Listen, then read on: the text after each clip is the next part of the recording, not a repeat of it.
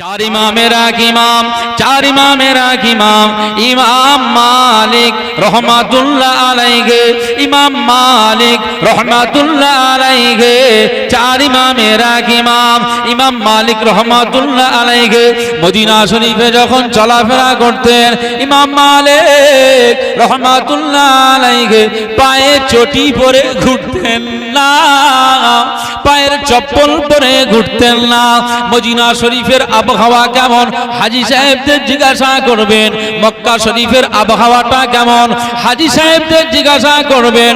কত উত্তপ্ত পাথর, কত পাথরগুলো উত্তপ্ত, পা আপনি খালি পায়ে রাখতে পারবেন না।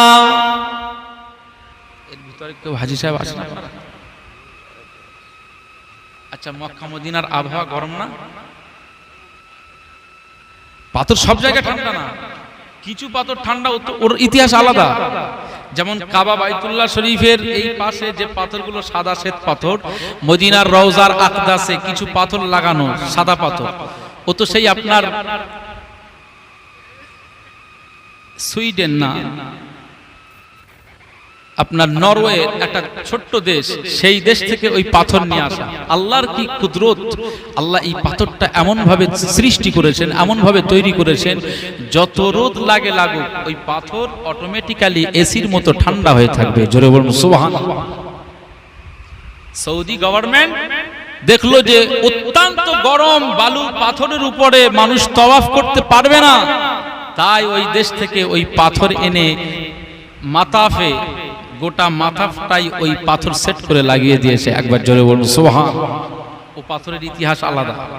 কিন্তু মদিনা শরীফ, মক্কা শরীফের অন্যান্য জায়গা পা রাখা যাবে? আমরা তো পা রাখতেই পারছিলাম না। আমি তো মদিনা শরীফে গিয়ে মোজা, এখান থেকে মোজা কিনে নিয়ে গেছিলাম। রাসূলুল্লাহ রওজা আকদাসের এই চতুর্বেষ্টনীটা একদম পুরো এলাকা, যে সমস্ত যতক্ষণ রাসূলুল্লাহর রওজা আকদাসের এরিয়া আর কি, টোটাল এই এরিয়ার আশপাশ যতক্ষণ আমার মন চেয়েছে আমি জুতো না ইউজ করে মোজা পরে ঘুরেছিলাম। আমি অহংকার করছি না, এটা আপনাদেরকে উৎসাহিত করার জন্য বলছি। আপনারাও আদবটা বজায় করার চেষ্টা করবেন। ইমাম মালিক রাহমাতুল্লাহ আলাইহি, এটা সর্বোচ্চ একটা তাকওয়া। ইমাম মালিক রহমাতুল্লাহ আলাইহি মদিনা শরীফে খালি পায়ে ঘুরতেন, চপ্পল পরে ঘুরতেন না। ওনার ছাত্ররা জিজ্ঞাসা করেছিল, ওনার ভক্ত মুরিদেরা জিজ্ঞাসা করেছিল, ওই ইমাম মালিক রহমাতুল্লাহ আলাইহি, আল্লাহর ওলি, ও আমাদের শায়েখ, তুমি মদিনা শরীফে চলাফেরা যখন করো, তোমার পায়ে চপ্পল থাকে না, তোমার পায়ে জুতা থাকে না, তোমার পাটা পাথরের উপরে লেগে ফোকসা পড়ে যায়, তুমি কেন জুতা পরো না, তুমি কেন চপ্পল পরো না? ইমাম মালিক রহমাতুল্লাহ আলাইহি সেই সময় কি জবাব দিয়েছিল শোনেন। এ নবীর আশিকেরা, এ নবীর উম্মত উম্মতিরা, ইমাম মালিক রহমাতুল্লাহ আলাইহি সেই সময় জবাবে বলেছিল, ও আমার ছাত্রেরা, আমি মালিক রহমাতুল্লাহ আলাইহি এই মদিনা শরীফে আমি জুতা চপ্পল পরি না, কারণ হলো এই মদিনা শরীফের অলিগলিতে আমার নবীজি ঘোরাফেরা করেছেন। আমার দ্বীন ও দুনিয়ার বাদশা হাবিবুল্লাহকে, নবী জনাবে মুহাম্মদুর রাসূলুল্লাহকে সাল্লাল্লাহু আলাইহি ওয়াসাল্লাম ঘোরাফেরা করেছেন। আমি মালিক রহমাতুল্লাহ আলাইহি আমি আমার নবীজিকে চোখে দেখিনি, কিন্তু মদিনার কোন জায়গায় ঘুরেছে সেটা তো আমি জানি না। হয়তো যে জায়গায় আমি ঘুরছি ওই জায়গায় আমার নবীর কদমের ছাপ পড়েছে, আমি মালিক হয়তো জানি না। আমি মালিক জানিয়ে দিলাম, যে জায়গায় আমার নবীজির কদম পড়েছে ওই কদমের ছাপের উপরে যদি আমি মালিকের চপ্পলের ছাপটা পড়ে যায়, আমি মালিক ধ্বংস হয়ে যাব, আমি মালিক বরবাদ হয়ে যাব। আমার নবীর কদমের ছাপের উপরে জানো আমি ইমাম মালিক আমার চপ্পলের ছাপটা না পড়ে যায়, এজন্য আমি মালিক রহমাতুল্লাহ আলাইহি মদিনা শরীফের সীমানার ভিতরে কোন জায়গায় আমি মালিক আমার নূর নবীজির সম্মানের খাতিরে, নূর নবীজির আদর্শ, নূর নবীজির আদবটা রক্ষা করার জন্য আমি ইমাম মালিক রহমাতুল্লাহ আলাইহি, আমি জীবনে কোনোদিন চপ্পল পরে ঘুরি না। আমাদের চেহারা দিয়ে তো নূর চমকাবে নাকি? আল্লাহ নবী বলছেন। এই কথা বিশ্বাস হয় না? হয় না? এই নবীজির কথা বিশ্বাস হচ্ছে? নূর চমকাবে তো বিড়ি খেলি কি নূর চমকাবে বলে মনে হয়? কথা বলে না, খাই বাড়ি দেবে। গাঁজায় যদি টান লাগানো হয় নূর চমকাবে নাকি? দু গ্লাস, এক গ্লাসের বদলে যদি একটু বেশি আপনারা মন টেনেছে আবার এক গ্লাস মেরেছেন, রাস্তার বাঁশতলায় চিৎপটাং হয়ে শুয়ে রয়েছে, নূর চমকাবে নাকি?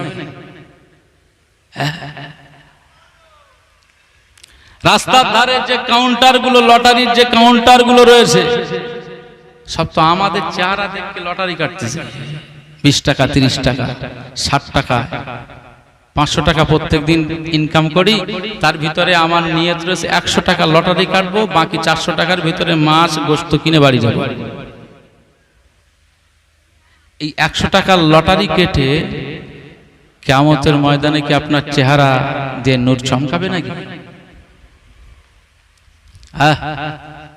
হারাম খেয়ে, লটারি কেটে, জুয়া খেলে ওই টাকা যে আপনি ব্লাড তৈরি করছেন, আপনার ব্লাড তৈরি হলো। আপনি হারাম টাকায় যে খাদ্যটা কিনছেন, ওই খাদ্য খেলেই তো রক্ত বাড়ে, খাদ্য দিয়েই তো রক্ত বাড়ে, খাদ্যই তো রক্ত উৎপাদন করে। তো হারাম টাকার মাল কিনে খেয়ে যদি আপনি ওই রক্ত তৈরি করেন, ওই রক্তে আপনি যত তাহাজ্জুদ পড়েন না কেন, একটা তাহাজ্জুদ কবুল হবে না।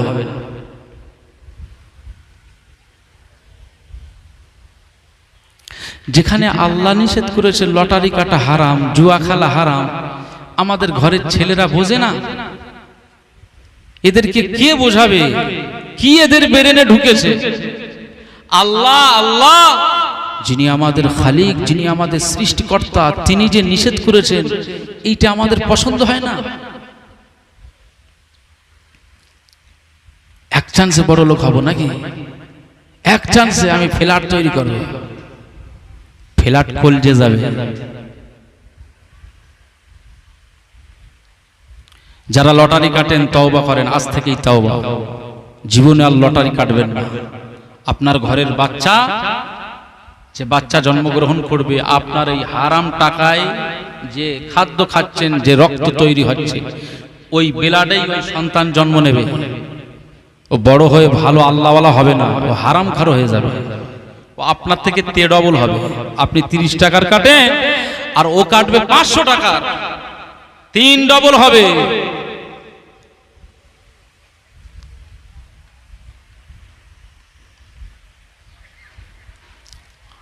ও আমার ভাইজানেরা, নজনেরা, ও নবীর উম্মত উম্মতিরা, আল্লাহ নবী দিন ও দুনিয়ার বাদশা হাবিবুল্লাহকে, নবী জনাবে মুহাম্মদুর রাসূলুল্লাহকে সাল্লাল্লাহু আলাইহি ওয়াসাল্লাম পাক জবানে জানিয়ে দিয়েছে, ইন্না উম্মতি ইদউনা ইয়াউমাল কিয়ামাতি গুররাম মুহাজ্জালিন। কিয়ামতের ময়দানে আমার উম্মত উম্মতিরা তাদের চেহারাটাকে আমার আল্লাহ নূর দিয়ে জাহির করে দেবে, তাদের চেহারা দিয়ে নূর চমকাবে।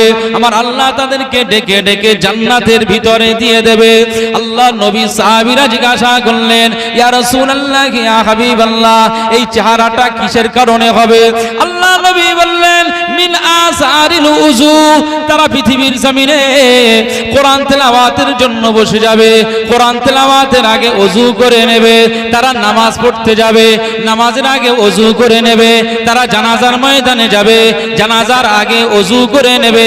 তারা ঘরের ভিতরে আল্লাহ পাকের তাসবিহে মশগুল হবে, তাসবিহ পড়ার আগে ওযু করে নেবে। তারা হজ মুবারকে আসবে, আল্লাহ পাকের কাবা বাইতুল্লাহ শরীফ তাওয়াফ করবে, তাওয়াফের আগে ওযু করে নেবে। তারা সব সময়ের জন্য পাক পবিত্র অবস্থায় থাকতে চাইবে। পৃথিবীর জমিনে তারা ওযু অবস্থায় থাকবে, ওযু হালাতে থাকবে। পৃথিবীর জমিনে মা বোনেরা দেখবেন বেশি বেশি ফেয়ার অ্যান্ড লাভলি মাকে চেহারাটাকে সুন্দর করার জন্য বিশেষ করে বিয়ে বাড়ির সময় বিয়ের অনুষ্ঠানে আরো বেশি তারা বিউটি পার্লার থেকে ওই সমস্ত মেয়েদেরকে ভাড়া করে নিয়ে এসে তাদের চেহারাটাকে মেকআপ লাগিয়ে দিয়ে আরো সৌন্দর্য বাড়াতে চায়। আল্লাহ নবী বলেন, আমার সাহাবীরা, আমি রাসূলুল্লাহ সাল্লাল্লাহু আলাইহি ওয়াসাল্লাম জানিয়ে দিলাম, হাসরের ময়দানে আমার আল্লাহ পাক আমার উম্মতিদের চেহারা দিয়ে নূর জাহির করে দেবে। কারণটা হলো পৃথিবীর জমিনে তারা যে সব সময় ওযু করেছে, ওযু হালাতে থেকেছে, ওযু অবস্থায় নামাজ পড়েছে, এই ওযু করবার কারণে আমার আল্লাহ তাদের চেহারা দিয়ে নূর জাহির করে দেবে। আরো জোরে হয় না সুবহানাল্লাহ?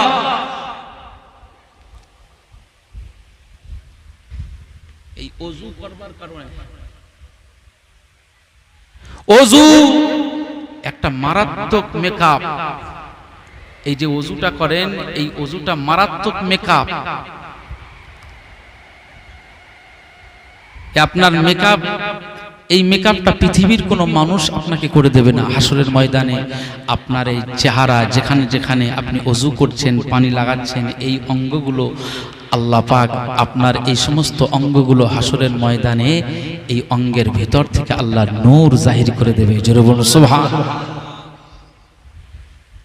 কোন নবীর উম্মাতদের এটা হবে না, খাস আখিরি নবীর উম্মাতদের আল্লাহ এই মর্যাদা দিয়েছে। একবার জোরে হবে না সুবহানাল্লাহ? ওযু ঠিক মতো হয় তো নাকি? ওযুর কটা ফরজ? ওযুর কটা ফরজ? হ্যাঁ, দাঁড়ান দাঁড়ান দেখি তো, ওযুর কটা ফরজ এদিক থেকে একটু বলেন দেখি। হ্যাঁ, কটা ফরজ? তিনটে? চারটে? চারটে ফরজ কে বলেছে? ভুল বলতেছে। কে বলেছে চারটে ফরজ? আচ্ছা, কি কি ফরজ একটু বলেন তো দেখি। এক নম্বর, আচ্ছা ও আপনি বলছেন, আমি এই মাহফিলের ভিতরে।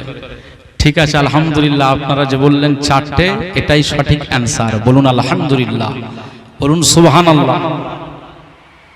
অনেক সময় একটু আবার বেশি তাকিদ দিয়ে জিজ্ঞাসার জন্য একটু বেশি চাপ দেওয়া হয়, সে কনফিউশনে আছে কিনা যে সঠিক। হ্যাঁ, চারটে ফরজ। আমি যে কবার বলবো সে চারটে ফরজ বলবে। আমি কোন কোন জায়গায় এরকম জিজ্ঞাসা করে দেখেছি, চারটে। কে বলেছে চারটে ফরজ? বলে হুজুর তাহলে পাঁচটা। আমি বলি তাহলে বলেন দেখি। হ্যাঁ, মুখমণ্ডল ধৌত করা, এটা করা, সেটা করা, সেটা করা, বলতে বলতে দেখা যাচ্ছে ছটা হয়ে গেছে। আমি পাঁচটা বলে ছটা হয়ে গেল, ব্যাপারটা কি? বলে হুজুর আরো টুকটাক জানে, কিন্তু ভয়তে বলি।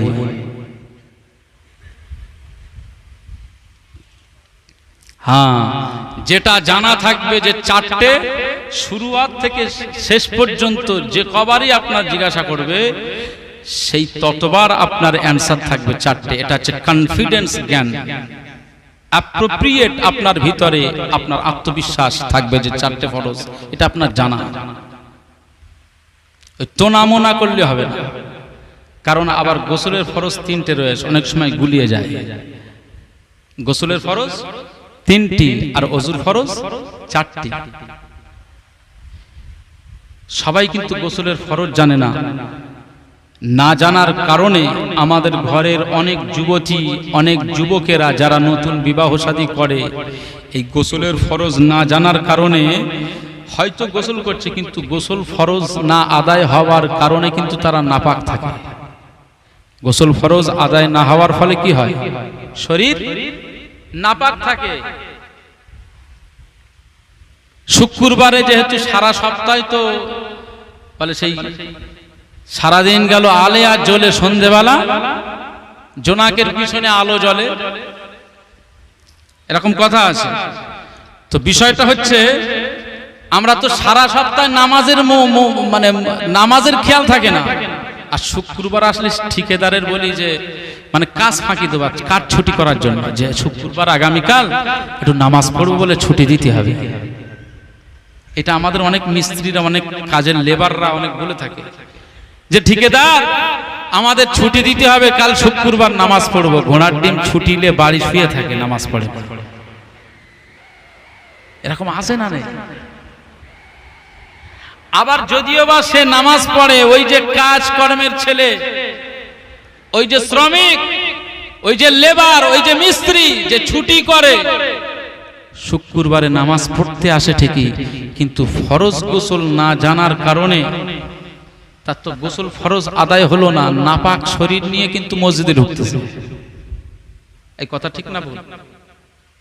তাহলে এই যে গোসল ফরজ, এটা আপনার জানতে হবে। তো গোসল ফরজের সিস্টেমটা হলো, আপনি গোসলখানায় ঢুকলেন, এখন তো আপনার মোটর সিস্টেম, ট্যাপ সিস্টেম, অনেকেই পুকুরে চলে যায়। নিয়ম হচ্ছে আপনি কোমর পর্যন্ত ডুবিয়ে ফেললেন পুকুরে গিয়ে, নোংরা বিষয়গুলোকে আপনি ভালো করে পরিষ্কার করে নিয়ে আপনি ওযুর নিয়ত করে নিলেন। তার আগে আপনার নিয়ত থাকবে নাওয়াইতুল গুসলা লিরাফিল জানাবা। জানাবাত মানে হচ্ছে নাপাক, নাফাক থেকে আমি পবিত্র হওয়ার জন্য নিয়ত করছি। কত সুন্দর ইসলাম আপনাকে ডিসিপ্লিন শেখাচ্ছে, কি সুন্দর আপনাকে পবিত্র করার জন্য আল্লাহ পাক এত সুন্দর পদ্ধতি দিয়েছে। নাওয়াইতুল গুসলা লিরাফিল জানাবাত, আপনি গোসল করতে ঢুকে পড়লেন, আপনি আপনার নাপাক জায়গাগুলো ভালো করে ধুয়ে ফেললেন।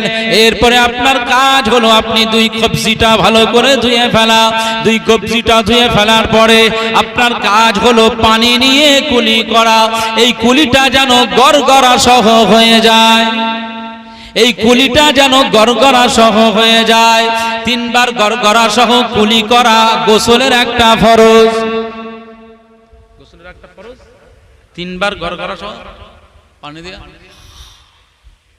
এই 3 বার এইভাবে করা গোসলের একটা ফরজ।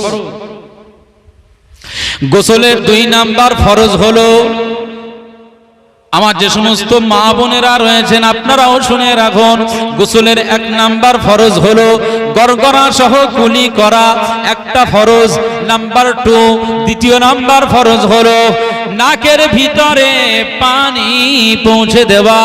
নাকের কত দূর ভিতরে পানিটা পৌঁছানো, এটা শরীয়ত বলছে। নাকের ভিতরে আপনি আঙুল ঢুকিয়ে দেন, যে জায়গাটা আপনার আঙুলটা বেঁধে যায়, নরম মাংস, যে মাংসগুলো নরম, ওই জায়গা পর্যন্ত আপনার পানি পৌঁছে দিতে হবে। আপনার এই গোসলের 2 নাম্বার ফরজ হয়ে গেল।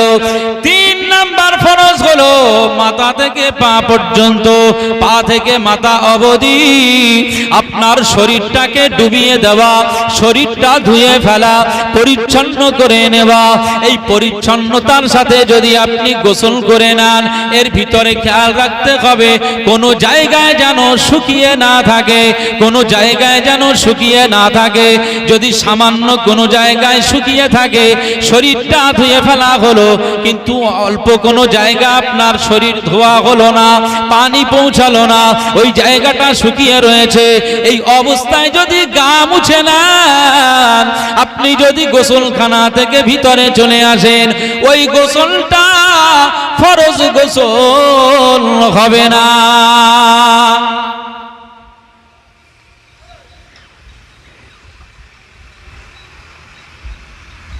অনেকে আংটি পরেন না, আংটি পরেন তো। অনেক মেয়েরা কানে মাকড়ি লাগায়, এগুলো ভালো করে শোনেন। আপনারা অনেক হাসাহাসি করতেছেন, কি হয়েছে আল্লাহ ভালো জানেন। কালো চেহারার হুজুরের মতো চেহারা নিতে আমার, যে বক্তাটা কালো বানা হুজুর ধরে এনেছেন, একটা পরিষ্কার আমাদের ইমাম সাহেব দেখো দিন কত চেলাচ্ছে, নূর চমকাচ্ছে, কালো বানা হুজুর নিয়েছে। অনেকের এরকম লাগে। হ্যাঁ আমার ভাইরা, শরিয়াতের আলোচনা বুঝুন। অনেক আমাদের ঘরের মেয়েদের নথ থাকে, কানে মাকড়ি থাকে, বালা থাকে। আমরা যারা পুরুষ মানুষ অনেকেই আংটি ব্যবহার করি, তবে সোনার আংটি অথবা সোনার গলার চেন ইউজ করবেন না, এটা সম্পূর্ণ হারাম।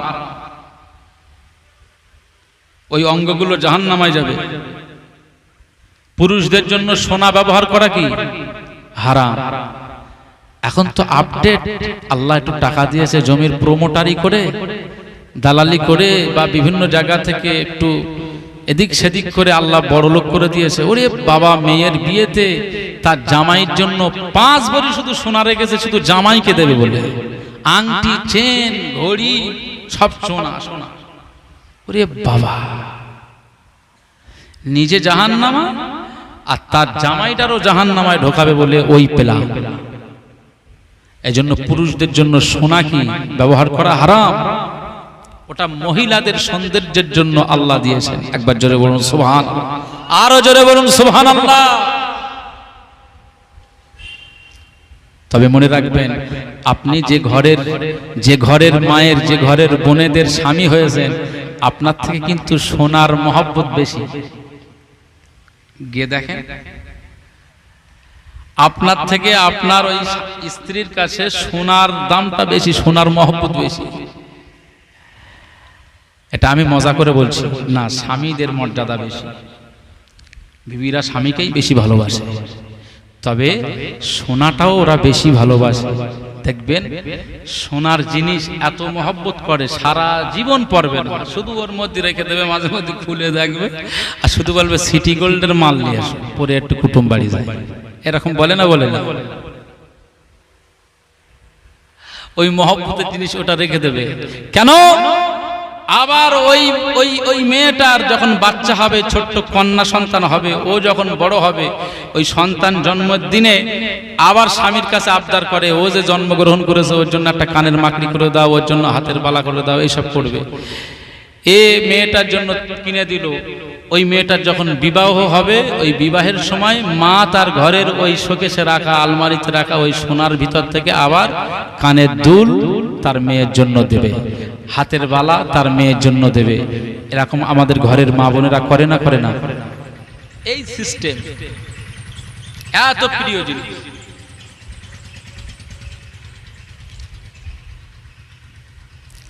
আবার ভাইজানেরা, নজনেরা, ও নবীর উম্মত উম্মতিরা, হাতের আংটি থাকলে, হাতে বালা থাকলে, কানে মাকড়ি থাকলে, নাকে নথ লাগানো থাকলে, আপনার গোসলের সময় এইগুলোকে ভালো করে নাড়িয়ে চাড়িয়ে নিতে হবে। যদি আংটিটা ওই জায়গায় থাকে, পানি যদি না প্রবেশ করে, আপনার ওযু ও গোসল হবে না।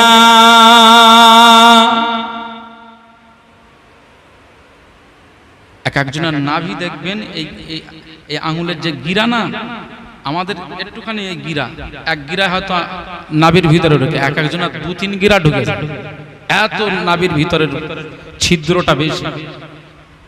গোসলের সময় খেয়াল রাখতে হবে যে নাভির ভিতর ওই জায়গাটায় পানি ঢুকছে কিনা, পানি পৌঁছাচ্ছে কিনা। ভালো করে পরিচ্ছন্নতার সাথে আপনার পানি প্রবেশ করিয়ে ভালো করে মর্দন করে নিয়ে পানি শরীরে লাগিয়ে দিয়ে তারপর গোসল আদায় করতে হবে, তাহলে আপনার গোসলটা আদায় হবে, নচেত আদায় হবে না। এই অবস্থায় আপনি নামাজ পড়ুন, কোরআন তেলাওয়াত করুন, আপনি নাপাক বলে গণ্য হলেন, হলো না। এজন্য শরিয়াত আপনাকে যে শিক্ষা দিয়েছে, এই শিক্ষার ভিতরেই আপনার সীমাবদ্ধ থেকে আপনার পালন করে নিয়ে তারপর ইবাদত আমল করতে হবে। ওই আমলটা আল্লাহর দরবারে কবুল হয়ে যাবে। জোরে বলুন সুবহানাল্লাহ।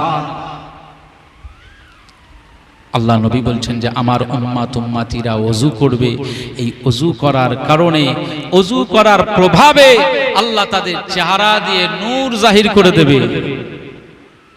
আমাদের সারা সপ্তাহে ওযুর সিস্টেম নেই, ওযুই কবে করেছি আমি নিজেই জানি না।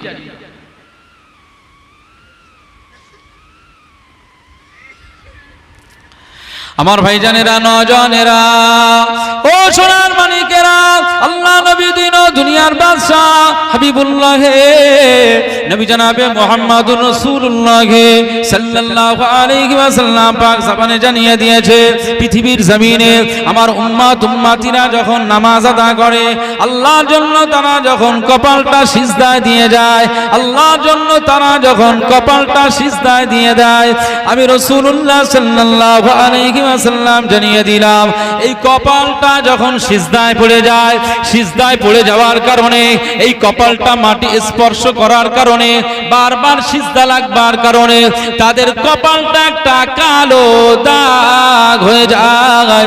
সিজদাটা কপাল লাগানোর জন্য বারবার তার কপালটা সিজদায় লাগানোর জন্য সুবহানা রাব্বিয়াল আলা, বারবার কপালটা সিজদায় লাগানোর জন্য এই কপালটা কালো দাগ হয়ে যায়। আমি রাসূলুল্লাহ সাল্লাল্লাহু আলাইহি ওয়াসাল্লাম জানিয়ে দিলাম, এই কপালটা যে কালো দাগ হয়ে গেল, আমার আল্লাহ পাক হাসরের ময়দানে এই সিজদার কালো জায়গা থেকে আমার আল্লাহ নূর জাহির করে দেবে।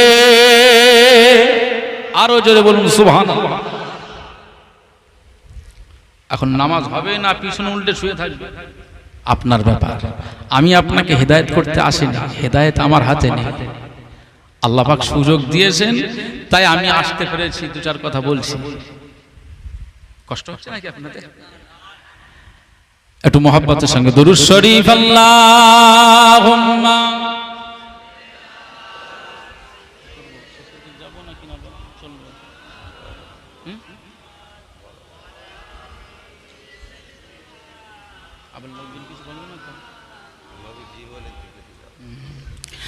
सय्यदुल अंबिया खातमुल मुरसलिन, सय्यदुल अंबिया खातमुल मुरसलिन, मेरे प्यारे नबी, मेरे प्यारे नबी तुमसा कोई नहीं, सय्यदुल अंबिया खातमुल मुरसलिन, सय्यदुल अंबिया खातमुल मुरसलिन, मेरे प्यारे नबी, मेरे प्यारे नबी तुमसा कोई नहीं, सय्यदुल अंबिया खातमुल मुरसलिन, सय्यदुल अंबिया खातमुल मुरसलिन, चाँद से बढ़ के गए तेरी प्यारी ज़मीन, चाँद से बढ़ के गए तेरी प्यारी ज़मीन, मेरे प्यारे नबी तुमसा कोई नहीं, सय्यदुल अंबिया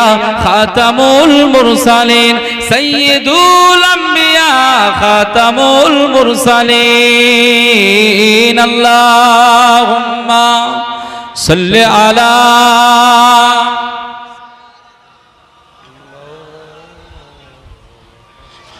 वाला आले सय्यदना। है सहाबा सितारे तो चाँद पगाए, है सहाबा सितारे तो चाँद पगाए, बल्कि हो चाँद से आप ज्यादा हंसी। आवाज दे है ना, नारे तकबीर। सय्यदुल अंबिया खातमुल मुरसलिन, सय्यदुल अंबिया खातमुल मुरसलिन, मेरे प्यारे नबी, मेरे प्यारे नबी तुमसा कोई नहीं, सय्यदुल अंबिया खातमुल मुरसलिन, सय्यदुल अंबिया खातमुल मुरसलिन, अल्लाहुम्मा सल्लि अला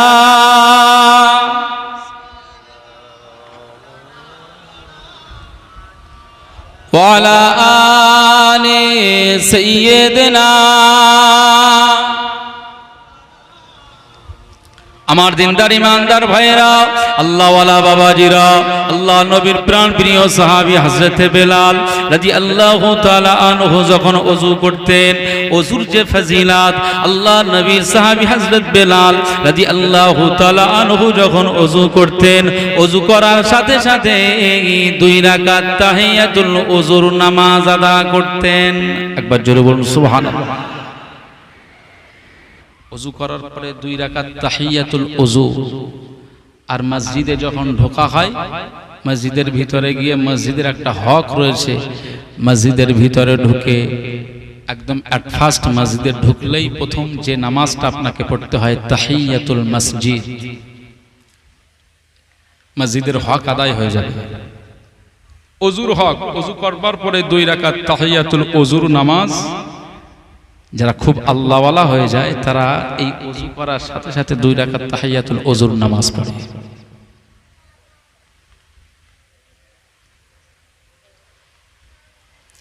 আল্লাহ নবী দিন ও দুনিয়ার বাদশা হাবিবুল্লাহকে নবী জনাবে মুহাম্মদুর রাসূলুল্লাহকে সাল্লাল্লাহু আলাইহি ওয়াসাল্লাম এক তারিখে হযরত বেলালকে বলেছিল, ও বাবা বেলাল রাদিয়াল্লাহু তাআলা আনহু, আমি রাসূলুল্লাহ সাল্লাল্লাহু আলাইহি ওয়াসাল্লাম আমি যখন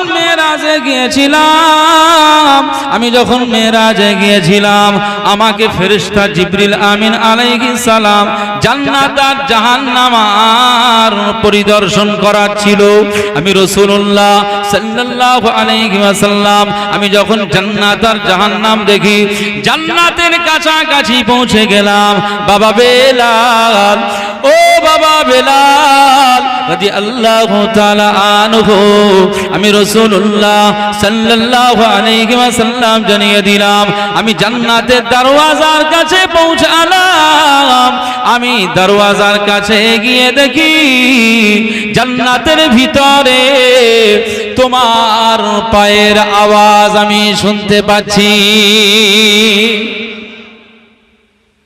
হযরত বেলাল রাদিয়াল্লাহু আনহুকে বলছেন, বাবা বেলাল জান্নাতের ভিতরে তোমার পায়ের আওয়াজ আমি শুনতে পাচ্ছিলাম, ব্যাপারটা কি বলো তো, তুমি কি আমল করো, কি করো? এই বেলাল রাদিয়াল্লাহু আনহুকে তো আপনারা জানেন, শুনেন, চেনেন তো নাকি? মদিনা শরীফের মসজিদে নববী শরীফের মুয়াজ্জিন ছিলেন। আমাদের হাবের সাহেব হুজুর এই বছরে উমরাতে যাবেন। আল্লাহ পাকের অশেষ রহমতে আপনাদের দোয়ার বরকতে আমি এবছরে হজ মুবারক থেকে ফিরে এসেছি। সচক্ষে বাইতুল্লাহ শরীফ, নবীজির রওজা মুবারক, মদিনা শরীফের মসজিদের নববী শরীফ চোখে দেখলাম। সেই জায়গায় গিয়ে নামাজ আদা করার আল্লাহ তৌফিক দিয়েছেন, বলুন সুবহানাল্লাহ। আল্লাহ আপনাদের সবাইকে, এখানে যারা বসে আছেন, আল্লাহ আপনাদের সবাইকে জীবনে অন্তত একটাবার ওই কাবা শরীফ রাসূলুল্লাহর রওজা আকদাসের কাছে মেহমান হওয়ার আল্লাহ তৌফিক দান করেন, বলুন আল্লাহুম্মা আমিন। বলেন না আল্লাহুম্মা আমিন। কেউ চুপ থাকবেন না, সবাই বলেন আল্লাহুম্মা আমিন। রাসূলুল্লাহর রওজার মেহমান হওয়ার শখ জাগে না? নিজে চোখে দেখলাম পৃথিবীর কোন জায়গায় এমন সৌন্দর্য নেই, এমন রহমতি জায়গা নেই। বাবু সালাম দিয়ে যখন ঢুকছি, আমি আব্দুল মুনাইম, আমার সাথী যারা ছিলেন, আমার হাজী সাহেব, সবাই যখন ঢুকছি, ওই বাবু সালাম দিয়ে ঢোকার সাথে সাথে আল্লাহ নবীর রওজা আকদাসটা ঠিক বাম দিকে পড়ে। ঠিক বাবু সালাম দিয়ে গেলে আল্লাহ নবীর রওজা মুবারকটা বাম দিকে পড়ে।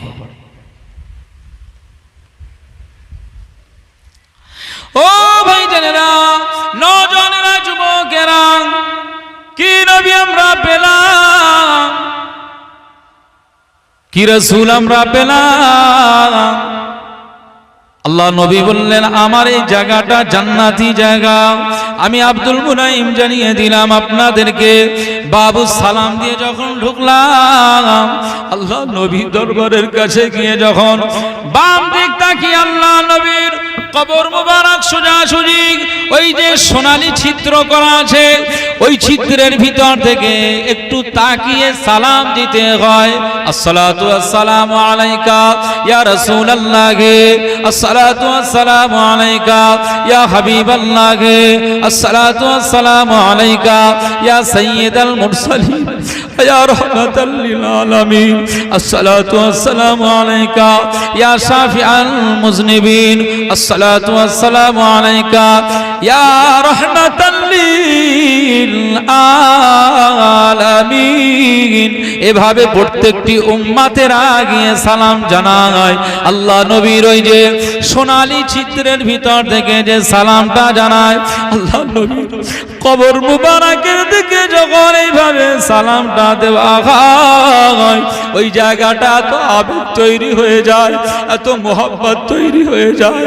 আমি নবীজির কাছে চলে এসেছি, আমার নবী আমাকে দেখছেন। আমি নবীজির কাছে চলে এসেছি, আমার নবী আমাকে দেখছেন। একটা সন্তান যখন হারিয়ে যায়, আবার ঘুরে ঘুরে ঘুরে ঘুরে যখন মায়ের কোলে ফিরে আসে, মা যেমন খুশি হয়ে যায়, আল্লাহ নবীর কাছে তার কোন উম্মাত যখন গিয়ে সালাম জানায়, আমার নবীজিও তার উপরে খুশি হয়ে যায়।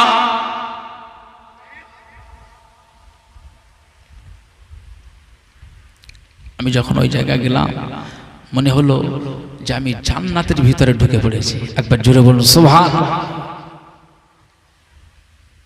লক্ষ লক্ষ মানুষরা তো সালাম দেবে, লক্ষ লক্ষ মানুষরা তার প্রিয় নবীর কাছে যাবে, প্রিয় রসুলের সামনে গিয়ে সালাম দেবে, আমি হাজির হয়েছি। এই লক্ষ লক্ষ মানুষ সব তো দেখবে, সবার তো সুযোগ দিতে হবে। এই জন্য ওখানে প্রায় ব্যারিকেড লাইন দিয়ে অনেক পুলিশ রয়েছে মদিনা শরীফের রওজার কাছে। হাজিদের শুধু তারিখ তারিখ এমসি এমসি এমসি মানে চলো চলো চলো, তারিখ রাস্তায় চলো, পুলিশরা আপনার তাড়িয়ে দেয়। কিন্তু যারা প্রকৃত আশিকে রসুল হয়, যারা প্রকৃত নবীওয়ালা হয়, যারা তার রসুলকে প্রাণের থেকে আরো বেশি ভালোবাসে, তারা ওই জায়গা থেকে সরতে চায় না। একটু আস্তে আস্তে যায়, আস্তে আস্তে যায়, আস্তে আস্তে হাঁটে। তারা জানে যত বেশি গতিতে হাঁটবো তত আমার জন্য লস। আস্তে আস্তে হেঁটে আস্তে আস্তে যায়। আমরা আস্তে আস্তে যত বেশি সময় আমি যদি এর মধ্যে পাই, তত বেশি আমার আল্লাহর রহমত আমার উপরে নাজিল হবে। বলুন সুবহানাল্লাহ। আমার নবীজি আমাকে দেখছে, এই বিশ্বাস আছে তো নাকি? নবীজির কাছে, নবীজির দরবারের কাছে দাঁড়ালে আল্লাহর নবী নিজে চোখে দেখতে পান। একবার জোরে বলুন সুবহানাল্লাহ। অনেক আদব বজায় রাখতে হয়। আমরা কবরস্থানে গেলে অনেক হাসাহাসি করি, অনেক বড় বড় কথা বলি, অনেক আওয়াজ উঁচু হয়। কবরস্থানের একটা আদব রয়েছে। আব্বা মা শুয়ে রয়েছে, দাদু দাদিরা শুয়ে রয়েছে, সে জায়গায় গিয়ে একটু নীরব ভূমিকা পালন করতে হয়। আরে যারা আটালি নিয়ে আসবে, খাজুর গাছ কেটেছে তারা নিয়ে আসবে, আস্তে আস্তে করুক, সবাই চিল্লাচিল্লি করি, এই আটালিটা নিয়ে আয়, ওই পানি নিয়ে আয়, ওই খাজুর গাছের ডাল নিয়ে আয়। কবরস্থানে এরকম হয় না? হয় না। কিন্তু কবরস্থানের মানুষদের আদব রয়েছে। আপনার আব্বা মা দাদু দাদিরা শুয়ে রয়েছে, অত আওয়াজ হবে কেন? এটা খবরদার করবেন না। তো আল্লাহ নবীর রওজা আকদাস, আমরা বিভিন্ন জায়গায় কবর মাজারে গিয়েছি। আমাদের দেশের সব মাজারগুলো তো ফুরফুরা শরীফের দাদা হুজুর কেবলার মাজার ছাড়া, সিলসিলার খলিফাদের যে সমস্ত কবর মোবারক মাজার ছাড়া, বাকি সমস্ত আমাদের হাত থেকে যে সমস্ত অন্যদের হাতে চলে গিয়েছে, সব ঢোল তবলা কাওয়ালি মাজারের ভিতরে চালাচ্ছে না, চালায় না। এটা সম্পূর্ণ নাজায়েজ, হারাম। তো আল্লাহ নবীর রওজা আকদাসের কাছে একটু আদব রক্ষা করতে হবে। নবীজি দেখছেন।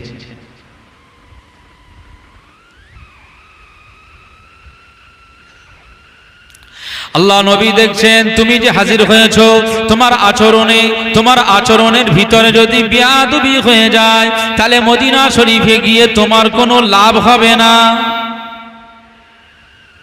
লাভ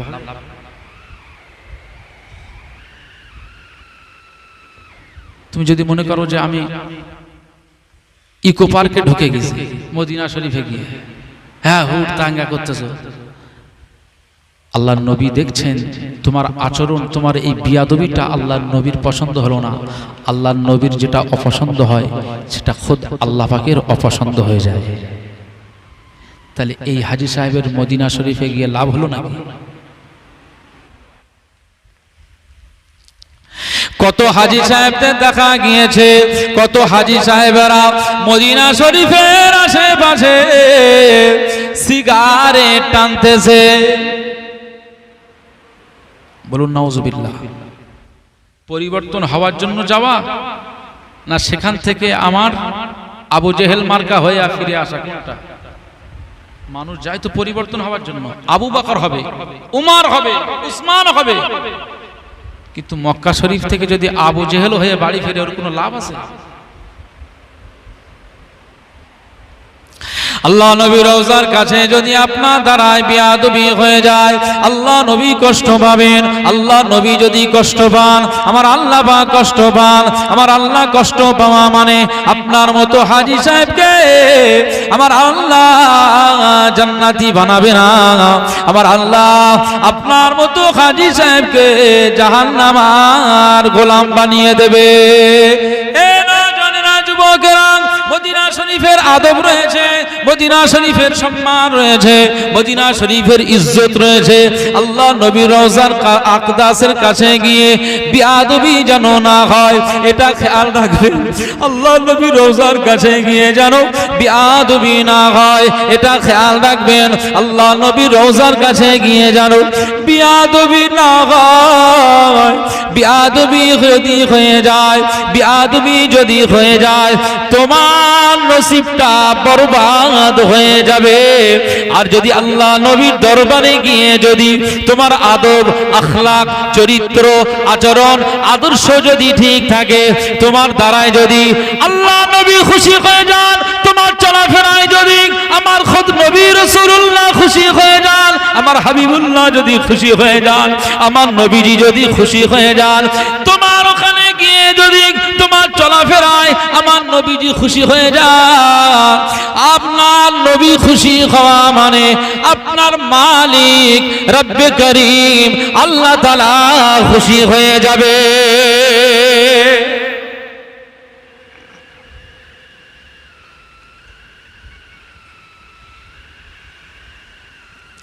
চার ইমামের এক ইমাম, চার ইমামের এক ইমাম, ইমাম মালিক রহমাতুল্লাহ আলাইহি, ইমাম মালিক রহমাতুল্লাহ আলাইহি।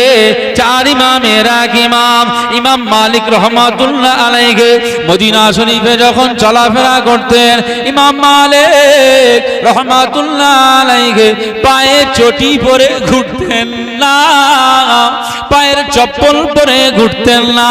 মদিনা শরীফের আবহাওয়া কেমন হাজী সাহেবদের জিজ্ঞাসা করবেন, মক্কা শরীফের আবহাওয়াটা কেমন হাজী সাহেবদের জিজ্ঞাসা করবেন। কত উত্তপ্ত পাথর, কত পাথরগুলো উত্তপ্ত, পা আপনি খালি পায়ে রাখতে পারবেন না। এর ভিতরে কেউ হাজী সাহেব আসে না? আচ্ছা, মক্কা মদিনার আবহাওয়া গরম না? পাথর সব জায়গায় ঠান্ডা না, কিছু পাথর ঠান্ডা, ওর ইতিহাস আলাদা।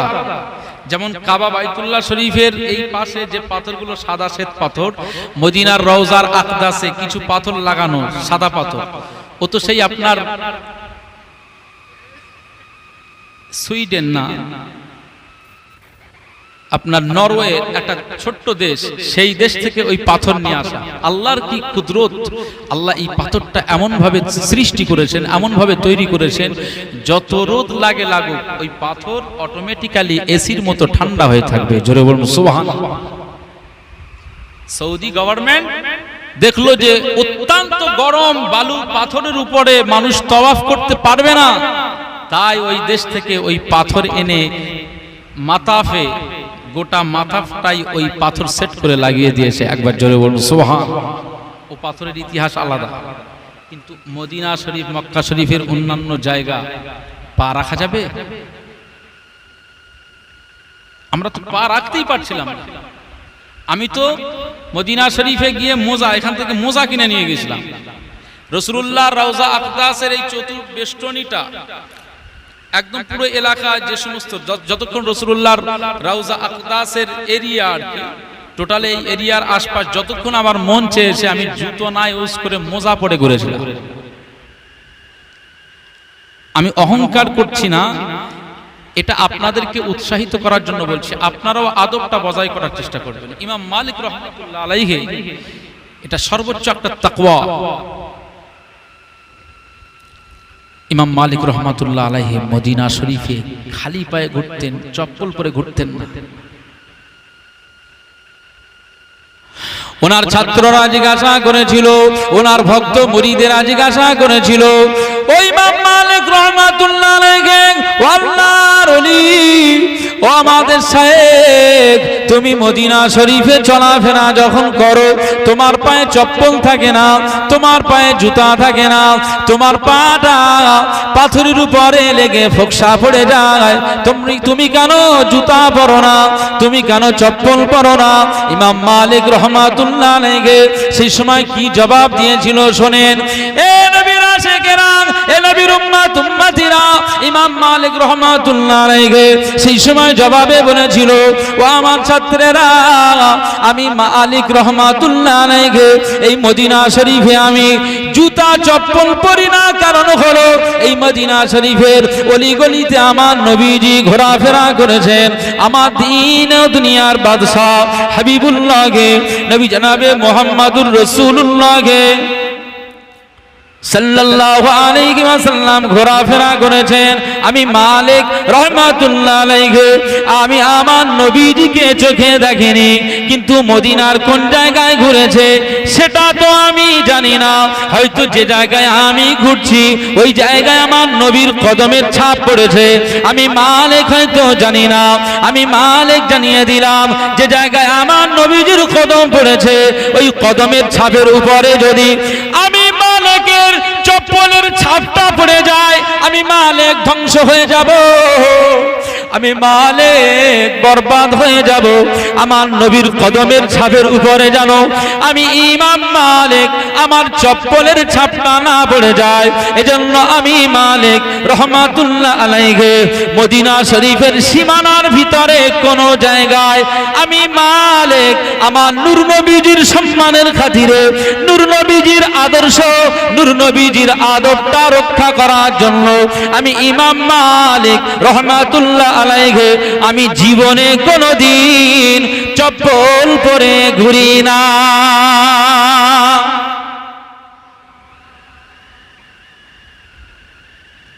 আমরা কোথায়?